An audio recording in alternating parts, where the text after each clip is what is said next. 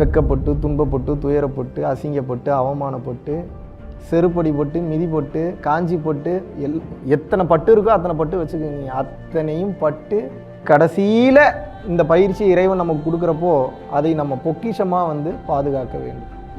இப்போ உங்களால் எனக்கு ஒரு பிரயோஜனமும் கிடையாது, என்னாலே உங்களுக்கு ஒரு பிரயோஜனமும் கிடையாது. நான் சொல்லி கொடுக்குறதோட என் வேலை வந்து முடிஞ்சு போச்சு. அந்த பயிற்சி மட்டும்தான் உங்களை மேல்நிலைக்கு அழைத்து செல்லும், இல்லாட்டினா சான்ஸே கிடையாது. உங்கள் தூக்கத்தில் உங்களுக்கு வரக்கூடிய கனவுகள் இருக்குது பார்த்தீங்களா, அந்த கனவுகள் தான் சொல்லுது உங்கள் மைண்டு இன்னும் நிற்கவில்லை அப்படின்னு வந்து எது சொல்லுது? உங்கள் தூக்கத்தில் வரக்கூடிய கனவுகள் தான் சொல்லுது. இது இப்படியே போச்சுன்னு வைங்க, இது எங்கெல்லாம் கொண்டு போய் விடும் அப்படின்னு வந்து பார்த்தீங்கன்னா, குழந்தை பிறக்கிறதுல பிரச்சனை வரும், ஆண்களுக்கு ஸ்பெர்ம் கவுண்ட் கம்மியாயிடும், பெண்களுக்கு கர்ப்பப்பையில் பிரச்சனை வரும்.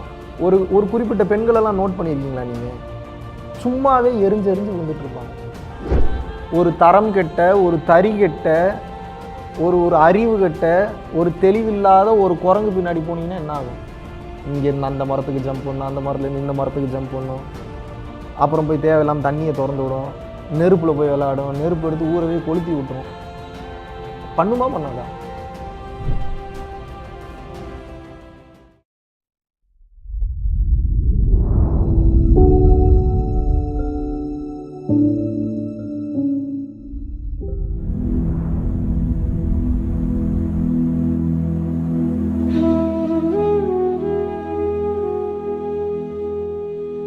குருவே சரணம்.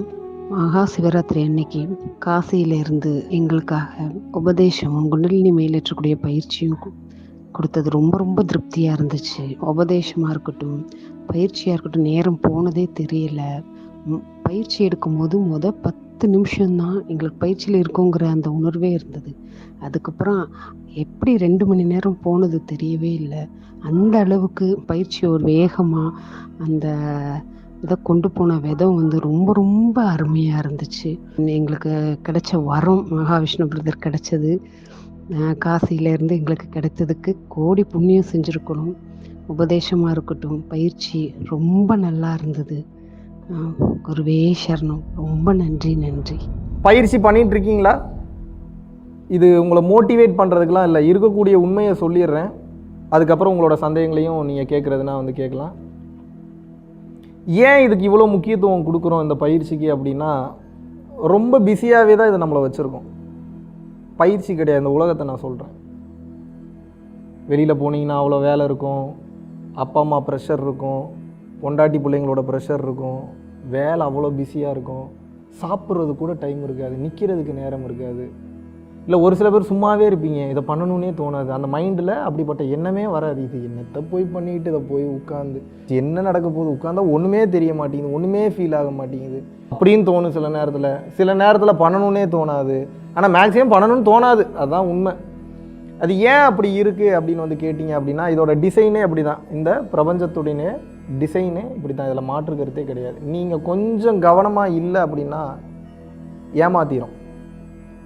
ஏன் இதை இப்படி இவ்வளோ கிளியராக வந்து நான் சொல்கிறேன் அப்படின்னா, உங்களுக்கு ஏதோ ஒரு புஷ் வந்து கொடுத்துக்கிட்டே இருக்க வேண்டியதாக இருக்குது. நமக்கு தெரியுது வாழ்க்கையெல்லாம் பொய்ன்னு தெரியுது, வாழ்க்கை மாயைன்னு புரிஞ்சு போச்சு. கிளாஸில் வந்து பார்த்தீங்கன்னா இதுக்கப்புறம் ஒன்றுமே இல்லைன்றது எல்லாம் புரிஞ்சு போச்சு. ஆனால் அடுத்த நாள் மறுபடியும் பொழுது விடியுது, மறுபடியும் உடம்புல உயிர் இருக்குது. அப்போ என்ன, வாழ்ந்தாக வேண்டியதாக இருக்குது. அப்போ வாழ்ந்தாக வேண்டியதாக இருக்குன்னா மறுபடியும் இதே பூமியில் தான் வாழ்ந்தாக வேண்டியதாக இருக்குது. இந்த பூமியை கடந்த நிலையில் நம்ம எங்கேயோ போய் வாழணும் அப்படின்னு பார்த்தாலும் முடிய மாட்டேங்குது. இதே பூமியில், அதே வீட்டில், அதே அப்பா, அதே அம்மா, அதே கூட பிறந்தவங்க, அதே புருஷன், அதே பொண்டாட்டி, அதே குழந்தைங்க, அதில் மாற்று கருத்தே கிடையாது. அப்போ என்ன, அந்த ப்ரெஷரெல்லாம் தாண்டி இதை பண்ணணுன்றது பண்ணுறதுக்கு சான்ஸு ரொம்ப ரொம்ப ரொம்ப ரொம்ப ரொம்ப கம்மி.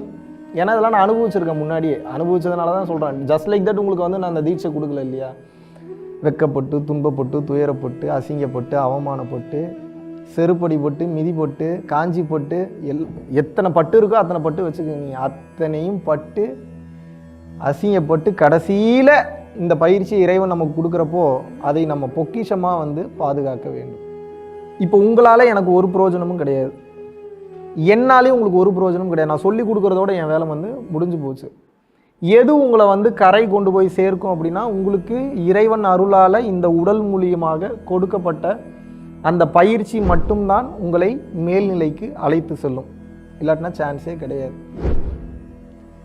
எவ்வளவு பிஸியாக இருந்தாலும், எவ்வளவு வேலைகளில் நீங்கள் இருந்தாலும் கம்பல்சரி நீங்கள் பயிற்சி பண்ணணும். எப்படியாவது ஒரு 1 ஹவர் முடியலனாலும் ஒரு 10 நிமிஷமாக டக்குன்னு ஃபோனெல்லாம் சைலண்டில் போட்டு இல்லை சுவிட்ச் ஆஃப் பண்ணிவிட்டு, டைம் கிடைக்குதுன்னு தெரியுதா, போய் உட்காந்துடணும் 10 நிமிஷம். எதை பற்றி சிந்திக்காமல் போய் உட்காந்துடணும். ஏன்னு சொல்கிறேன் அப்படின்னா, இந்த மைண்டு வந்து ஓடிக்கிட்டே இருக்கும். நம்ம ஓடுறதை நிறுத்துறதுக்கு தான் பயிற்சி எடுக்கிறோம். நைட்டு வந்து இறைவன் தூக்கம் அப்படின்ற ஒன்றை கண்டுபிடிக்கல அப்படின்னா நமக்கு நிம்மதியாக தூக்கம் வருமா? தூக்கன்ற ஒன்றை கண்டுபிடிச்சிட்டான். இந்த மைண்டு ஓடுறதை நிறுத்துறதுக்கு தான் தூக்கம்ன்ற ஒன்றை கொடுத்துருக்கான். ஆனால் பாருங்க கொடுமை, இரவுலையும் நிற்க மாட்டேங்குது. அது எப்படிப்பா நான் கன்ஃபார்ம் பண்ணுறது அப்படின்னு வந்து பார்த்தீங்கன்னா, உங்கள் தூக்கத்தில் உங்களுக்கு வரக்கூடிய கனவுகள் இருக்குது பார்த்தீங்களா, அந்த கனவுகள் தான் சொல்லுது உங்கள் மைண்டு இன்னும் நிற்கவில்லை அப்படின்னு வந்து எது சொல்லுது? உங்கள் தூக்கத்தில் வரக்கூடிய கனவுகள் தான் சொல்லுது. ஒரு சில பேர் படுத்தோடனே தூங்கிடுவான், டீப் ஸ்லீப் அடிச்சு போட்ட மாதிரி தூங்குவான். 7-8 மணிக்கு படுக்கிறான், இல்லை 9 மணிக்கு படுக்கிறான்னா காலையில் 10 மணிக்கு தான் எந்திரிக்கிறான்னு வச்சுக்கோங்க. அவன்கிட்ட போய் கேட்டிங்கன்னா, இன்னங்க இப்போ தான் படுத்த மாதிரி இருந்துச்சு, படாருன்னு எந்திரிச்சிட்டேன் அப்படி இருக்கும். காரணம் என்னென்னா, அவன் டீப் ஸ்லீப்புக்கு போயிட்டான். புரியுதா நான் சொல்கிறது? டீப் ஸ்லீப்புக்கு அவன் போனதுனால என்ன ஆகுது அப்படின்னு வந்து கேட்டிங்க அப்படின்னா, அவனுக்கு நேரம் போகிறதே தெரிய மாட்டேங்குது, தூங்குற நேரம் கூட தெரிய மாட்டேங்குது. எத்தனை பேர் இது வரைக்கும் அந்த மாதிரி தூங்கிருக்கீங்க? ஒரு டைமாவது நான் லைஃப்பில் கேட்குறேன். ரேர். இப்போ இந்த மாதிரி அடிக்கடி இந்த மாதிரி தூக்கம் வருதா உங்களுக்கு? வருதா? அப்போ நீங்களாம் பிளஸ்டு பீயிங்னு அர்த்தம். படுத்தா தூக்கம் வருது, எனக்கு காலையில் எந்திரிச்சோடனே படாருன்னு தூங்கி எந்திரிச்ச மாதிரி இருக்குது, ஆனால் பார்த்தா 8 மணி நேரம் 9 மணி நேரம் போயிடுச்சுங்க அப்படின்னு நீங்கள் சொல்கிறீங்க அப்படின்னா யூ ஆர் பிளஸ்டு பீயிங்ஸ். ஆனால் மனிதனுடைய சூழ்நிலை, மனிதனுடைய கொடுமை இன்றைக்கி எப்படி இருக்குது அப்படின்னு வந்து கேட்டிங்க அப்படின்னா ரொம்ப கொடுமையாக இருக்குது. தூக்கத்துலேயும் நிற்க மாட்டேங்குது மைண்டு. இது இப்படியே போச்சுன்னு நீங்கள் இது எங்கெல்லாம் கொண்டு போய் விடும் அப்படின்னு வந்து பார்த்தீங்கன்னா, குழந்தை பிறக்கிறதுல பிரச்சனை வரும், ஆண்களுக்கு ஸ்பெர்ம் கவுண்ட் கம்மியாயிரும், பெண்களுக்கு கர்ப்பப்பையில் பிரச்சனை வரும். ஒரு குறிப்பிட்ட பெண்களெல்லாம் நோட் பண்ணியிருக்கீங்களா நீங்கள்? சும்மாவே எரிஞ்சு விழுந்துட்டு இருப்பாங்க. அது பெண்கள் மேலே இருக்கிற தப்புலாம் நான் சொல்லவே மாட்டேன். இன்றைக்கி நம்ம சாப்பிட்ற சாப்பாட்டில் விஷம் கலந்துட்டானுங்க.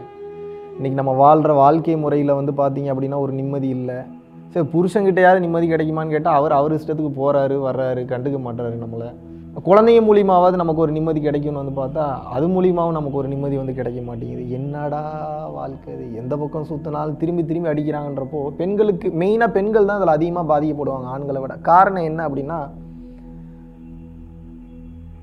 அசை போடக்கூடிய அந்த பழக்கம் என்பது பெண்களுக்கு ரொம்ப ஜாஸ்தி இருக்குது. நல்லதுனாலும் நினச்சி பார்த்து சுகம் காண்றது, கெட்டதுனால அதையே நினச்சி உட்காந்து ஃபீல் பண்ணுறது.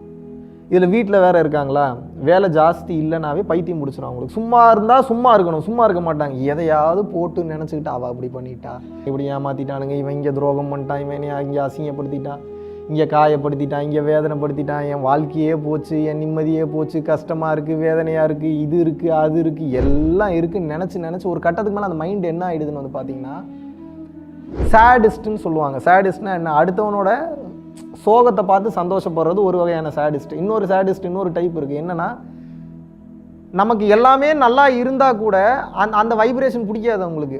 சோகமாக இருந்தால் அவங்க மைண்டு பழகிட்டதுனால ஆட்டோமேட்டிக்காகவே சோகமான டைமுக்கு போயிடும், அந்த மனநிலைக்கு போயிடும். அப்படியே இல்லை எனக்கு என்ன, கை நல்லா இருக்குது, கால் நல்லா இருக்குது, வீட்டில் சாப்பாடு இருக்குது, வண்டி இருக்குது, புருஷன் நல்லா இருக்கான், பொண்டாட்டி ஏமா நல்லா தானமா இருக்காங்க எல்லாரும், உனக்கு என்னமா பிரச்சனை, பழகிருச்சு அந்த மைண்டு. அப்படியே நான் சொல்கிறது புரியுதா?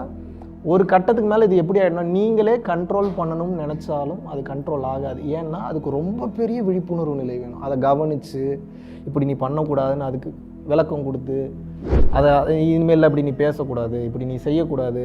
யாருக்கு சொல்லணும்? இன்னொருத்தனுக்கு இல்லை, குழந்தைங்களுக்கு கிடையாது, முதல்ல நம்ம மைண்டுக்கு சொல்லணும். அந்த பொறுமை, அந்த பக்குவம் போக போக போக போக கண்ட்ரோல் மீறி போயிடும். ஒரு கட்டத்துக்கு மேலே இது என்ன ஆகிடும் அப்படின்னு வந்து கேட்டிங்கன்னா, காரணமே இல்லாமல் மைண்டு சோகமாயிரும். என்ன ஏதுன்னே தெரியாமல் அதுவே சோகமாகவே இருக்கும். அது 24 hours அதே வேலையாகவே தெரியும். ஒரு கட்டத்துக்கு மேலே ஃபீல் பண்ணியிருப்பீங்க நீ உங்கள் லைஃப்பில். இது பெண்களுக்கு அதிகமாக நடக்கும், ஆண்களுக்கு பெண்களோட கொஞ்சம் கம்மியாக நடக்கும். ஆனால் 2 பேருக்குமே நடக்கும், அதில் மாற்று கருத்தே கிடையாது. இதுக்குண்டான காரணம் என்னவென்று கேட்டீர்கள் என்றால், மனம் இஷ்டத்துக்கு ஓடுறத நீ பாட்டு கண்டுக்காமல் விட்டீங்க. ஒன்று அது வாட்டுக்கு என்னமோ ஓடிட்டு போகுதுன்னு சொல்லிட்டு உங்கள் வேலையில் நீங்கள் கிளியராக இருக்கணும். அப்படி உங்களுக்கு பண்ண தெரியாது. என்ன ஓடுனாலும் அதை அலசி ஆராய்ச்சி பண்ணி இது ஏன் ஓடுது, ஐயோ இது தப்பாச்சு, வேதனையாக இருக்கே, கஷ்டமாக இருக்கே, இவன் ஏன் இப்படி பண்ண. இப்போ எக்ஸாம்பிள் இப்போ உட்காந்துட்டு இருக்கேன், உங்களை ஒருத்தன் ஏமாற்றிட்டு போயிட்டான்னு வச்சுக்கோங்க. இவனை ஏமாற்றிட்டு போயிட்டான்ல அப்படின்னு ஒரு எண்ணம் எழுந்துட்டு அதை அப்படியே விட்டுட்டிங்கன்னா அது அப்படியே போயிடும். நீங்கள் அப்படி விட மாட்டீங்க. அதை அப்படி எழுந்த எண்ணத்தை நீங்கள் என்ன பண்ணுவீங்க அப்படின்னு வந்து கேட்டிங்கன்னா, நோண்டுவீங்க, பிடிப்பீங்க. ஐயோ ஏமாற்றிட்டு போயிட்டானா, யார் ஏமாற்றிட்டு போனா, எங்கே ஏமாற்றிட்டு போனா, அவங்க அப்பா அவங்க அம்மா யார், அவங்க குடும்பம் என்ன மாதிரியான குடும்பம், எத்தனை பேர்த்த ஏமாற்றிருக்கான்னு சொல்லி ஆராய்ச்சி பண்ணும்போது பாருங்கள், ஒரே ஒரு தாட் எழுந்து விட்டிங்கன்னா போயிருக்கும். அதை ஆராய்ச்சி பண்ணி நமக்கு எதாவது யூஸ் இருக்கா, நமக்கு எதாவது பலன் இருக்கா? 10 பைசா கூட பிரயோஜனம் இல்லை. அதனால் ஒரு யூஸும் இல்லை, ஒரு பிரயோஜனமும் இல்லை. அதை வீணாக போன சும்மா போகிற போக்கில் அந்த நாயை சொல்லிட்டு போகணும், அந்த வடிவேலு சொல்கிற மாதிரி அதுவாக போனதை வம்பா நீங்கள் பிடிச்சி இழுக்கிறதுனால என்ன ஆகுது, அது உங்களோட மைண்டை போட்டு டார்ச்சர் பண்ணி எடுத்துருது. கஷ்டமான, கவலையான, வேதனையான, துன்பப்படுகின்ற, துயரப்படுகின்ற ஏகப்பட்ட விளைவுகளை உங்கள் மனதளவில் அது ஏற்படுத்தி விடுகிறது. இதுக்கப்புறமும் இதை நீங்கள் கண்டுக்காமல் இருக்கீங்க அப்படின்னா இது எப்படிப்பட்ட பாதிப்புகள்லாம் ஏற்படுத்தும்னு நான் சொல்கிறேன், கேட்டுக்கங்க. உங்களை பயம்புறத்தில் இருக்கிறத நான் சொல்கிறேன், அனுபவப்பட்டதுனால, நிறைய பேரை பார்க்கறதுனால சொல்கிறேன். ஒரு கட்டத்துக்கு மேலே என்ன ஆகும் அப்படின்னா, இறைவனை மறந்துடுவீங்க, நல்லதை மறந்துடுவீங்க, தர்மத்தை மறந்துடுவீங்க, லவ்வை மறந்துடுவீங்க, அஃபெக்ஷனை மறந்துடுவீங்க, எல்லாம் மறந்துடுவீங்க. அது எந்த பக்கம் இழுக்குதோ நீ வாட்டுக்கு போயிட்டுருப்பீங்க, இஷ்டத்துக்கு போவீங்க. ஒரு தரம் கெட்ட, ஒரு தறி கெட்ட, ஒரு அறிவு கெட்ட, ஒரு தெளிவில்லாத ஒரு குரங்கு பின்னாடி போனீங்கன்னா என்ன ஆகும்? இங்கேருந்து அந்த மரத்துக்கு ஜம்ப் பண்ணணும், அந்த மரத்துலேருந்து இந்த மரத்துக்கு ஜம்ப் பண்ணணும், அப்புறம் போய் தேவையில்லாமல் தண்ணியை திறந்து விடும், நெருப்பில் போய் விளையாடும், நெருப்பு எடுத்து ஊறவே கொளுத்தி விட்டுரும். பண்ணுமா பண்ணாதா?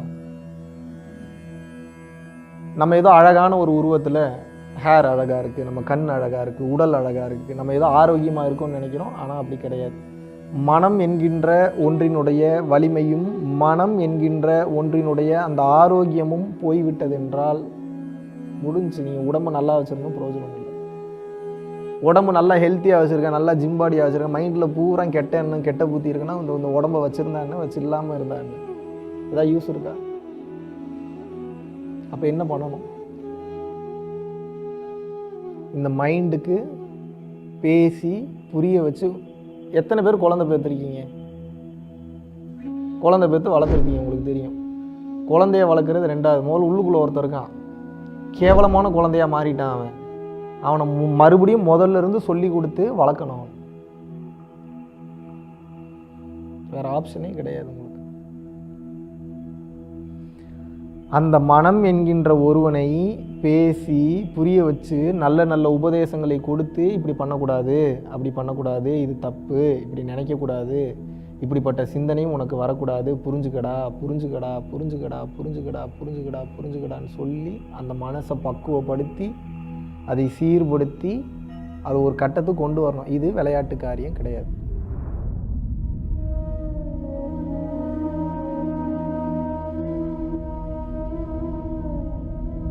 பரம்பொருளின் கருணையினால உங்களுடைய இடைவிடாத அன்னதானத்திற்கு நீங்கள் அனுப்பப்பட்ட பணத்தின் மூலியமாக பல லட்சம் உயிர்களுக்கு இது நாள் வரைக்கும் சாப்பாடு கொடுத்துருக்கோம். ஸோ கொரோனாலேருந்து ஆரம்பித்து ஒரு நாள் கூட விடாமல் பல உயிர்களுக்கு வஸ்திர தானங்களாக இருக்கட்டும், படிக்க முடியாதவங்களுக்கு கல்வித்தொகை கட்ட முடிய விஷயங்களாக இருக்கட்டும், இல்லை ஸ்போர்ட்ஸ் ரீதியாக விளையாடக்கூடிய நல்ல மாணவர்களை அனுப்பி வைக்கக்கூடிய விஷயங்களாக இருக்கட்டும், அதை தொடர்ந்து பார்த்தீங்கன்னா ரெகுலராக மந்த்லி பேசிஸில் ஏழை குழந்தைகளுக்கு க்ரோசரிஸ் கொடுக்கறதாக இருக்கட்டும், இல்லை அவங்களுக்கு பார்த்தீங்கன்னா சேம் அவங்க விருப்பப்படுறவங்களுக்கு வீட்டு துணிமணிகள், வீட்டுக்கு தேவைப்படக்கூடிய மற்ற பொருட்கள் வாங்கி கொடுக்கறதாக இருக்கட்டும், எல்லா உதவிகளும் பார்த்தீங்கன்னா உங்களோட உதவினால தான் போயிட்டு இருக்கு. சாது சிதம்பர சுவாமிகள் வளநாட்டார் ஒரு வார்த்தை சொல்லுவார், பசித்தோர் முகம்பார் பரம்பொருள் அருள் கிட்டும் அப்படின்னு சொல்லுவார்.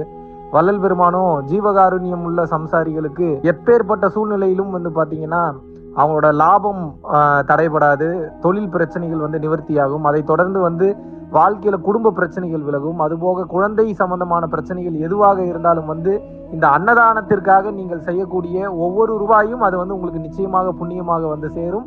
புண்ணியத்தை கடந்த நிலையில் முக்தி பாதைக்கும் அது நிச்சயமாக உங்களை வழிநடத்தும். அதனால விருப்பப்படுறவங்க நம்மளுடைய பரம்பொருள் அறக்கட்டளையினுடைய சேரிட்டி ஆக்டிவிட்டீஸ்க்கு தங்களுடைய விருப்பப்படக்கூடிய நன்கொடையை கீழே உள்ள டெஸ்கிரிப்ஷன்ல இருக்கக்கூடிய அக்கௌண்ட் நம்பருக்கு செலுத்தலாம். இதற்குண்டான அந்த அருளை சித்தர்கள் உங்களுக்கும் உங்கள் குடும்பத்தாருக்கும் வழங்க வேண்டுகிறேன். குருவின் பரிபூர்ண அருளாசிகள். குரு கடாட்சம்.